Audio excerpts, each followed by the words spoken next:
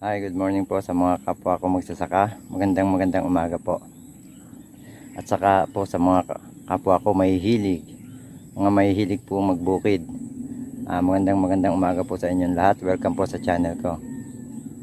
Bali this morning po, papakita ko po sa inyo yung lugar na pagpupwestuhan namin ng bahay baka. Bali nilinisan na po namin. Natabasan na po ng tatay ko ng kanyang grass cutter. So for the meantime, mangungumpay muna ako. Makipapansin nyo yung likodan ko, napakalusog ng damo. Ito po, may taniman din ito namin ng dalandan. So hindi nyo muna mapansin yung dalandan. Yan o, sa taas ng damo. So napakagandang lugar nito para kunan ng kumpay. Kaya dito ako kumukuha ng kumpay para sa aking mga alaga.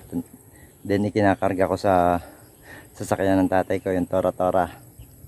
Tapos papansin nyo, nakabakpak ako, pero ang laman yan, yan o, yan po yung dalawang gulok na ginagamit ko sa pagtabas ng damo. Yan po, bale, yan po yung tinatawag namin dito sa Batangas na kawit, gulok na kawit. So siya po yung the best na panghalabas, pantabas ng damo para madali mong makuha. Ang iba karet yung ginagamit, then ginagapas nila. So nababagalan ako sa ganun. So ang ginagawa ko, tabas talaga para dala lahat. Kung meron man tinik, hindi matitinik ang kamay.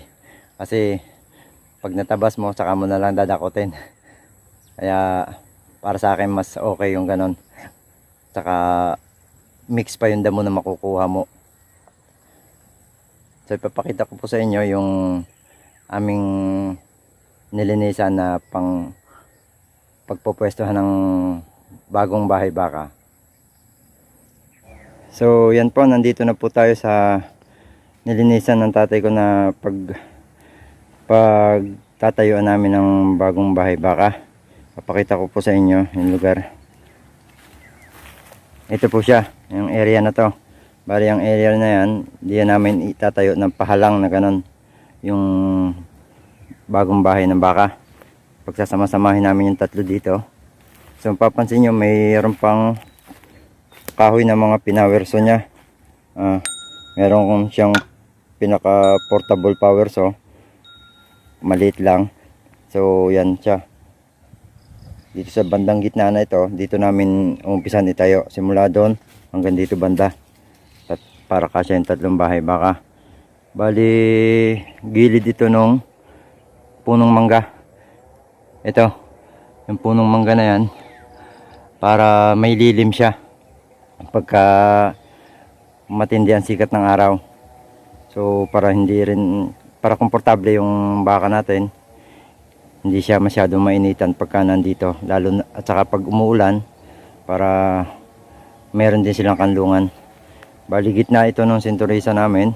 Bali doon ako nanggaling sa kabilang dulo doon. Doon ako yung pinakita ko sa inyo na video ngayon na nagkukumpay ako doon banda yon, sa napakalayo pa dito. Binabike ko doon sa gilid ako dumadaan, may kalsada kami.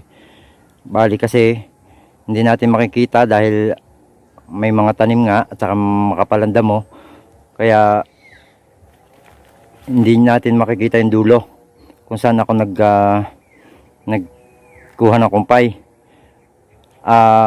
Bali kasi almost 2 hectares ito, doble ito halos nung aming taniman sa kabila na may kawayanan. Bali mas malapad ito. Yan, nandito po ako sa gitna yan. Yan yung paikot niya.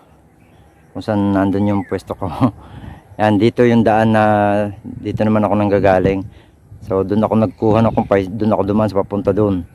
Tapos pauwi, dito naman ang daan ko pag ganon. Pauwi. Yan. So yan. Nakita ko ninyo yung pagpupwesto natin ng bahay baka. Bali within this week siguro, pagka sinuswerte baka maumpisa namin ng tatay ko to. Bali lilinisan pa namin to ng linis na linis.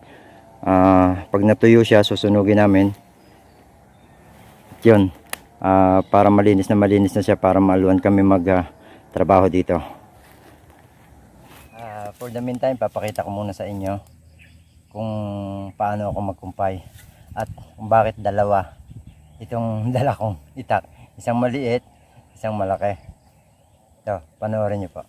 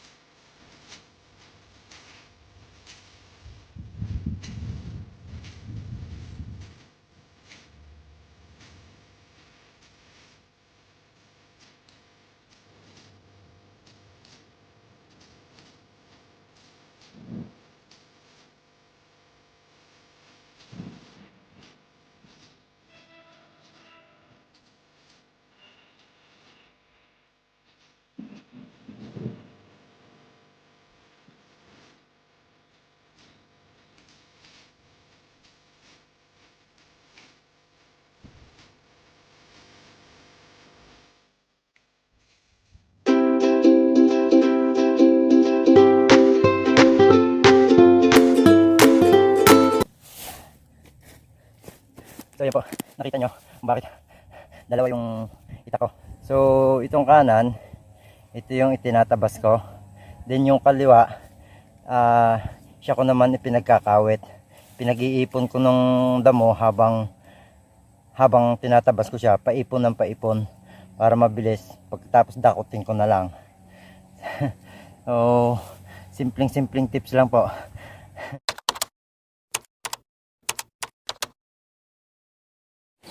Ayan, bago ko tapusin yung vlog ko today, ibigyan ko kayo ng konting update dito sa bagong bahay kambing na pinagawa ko, kung anong nangyari na. Tara, papasyal ko kayo dito sa loob para makita nyo ng ayos kung anong hitsura na yung bagong bahay kambing na ginagawa.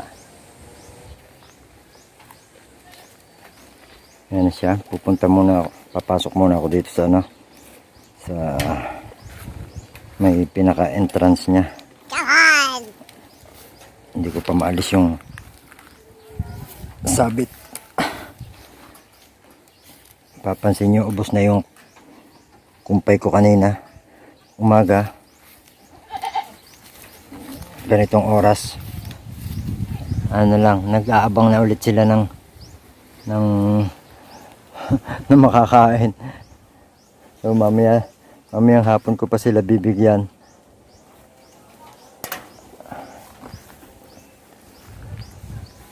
Ito, bali dito yung bagong bahay kambing sa gilid niya, luma. So papansin nyo, inaakiyatan na kaagad nila, ginagawa nilang pahingahan kasi may sahig na, nasahigan na niya. Saka meron na rin bubong, ayan. So dingding na lang ang kulang at saka hagdanan dito. Bali dito sa banda na ito magkakaroon ng hagdanan. Dingding na lang ang kulang at saka hagdanan, saka itong pakainan dito banda sa gilid na ito. Yan, dito yung pakainan, magiging pakainan. So ayan na siya ngayon. Maganda naman yung pagkakagawa nung gumagawa kahit mag-isa lang siya. Ayan. Yan yung magsahig niya. So tamang-tama sa magiging mga bagong kambing. Parehas na buntis tong dalawa na to. Ayan, bagong kasta lang sila, mga 2 linggo pa lang. So buntis na yan pareho. So ito, naka-ready na yung kanilang aanakan pagka umanak na sila. Bali mauunang umanak ay yung ito yan, siya yung unang mga anak, tapos pangalawa yon, tapos yung isang nasa taas na nandun, yung maliit.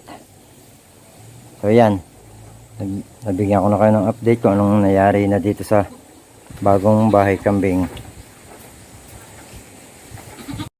So yan, hanggang dito na lang po muna tayo, at at least nabigyan ko kayo ng konting update kung ano nang nangyari dito sa aking bagong bahay kambing na to. So kulang na lang siya ng dingding. Kaya hanggang dito na lang muna yung video.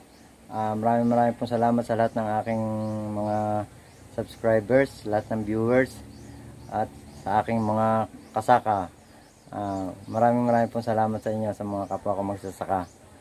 At sana po huwag kayong magsawang tangkilikin ang aking video araw-araw po. Bawat araw nag-iisip ako ng mga matutuklasan na pwede kong i-share sa inyo. Kaya huwag sana kayong magsawa. At saka huwag nyo kalimutan na mag-like, share, and subscribe po sa channel ko. Maraming pong salamat. Bye bye muna. Bye bye.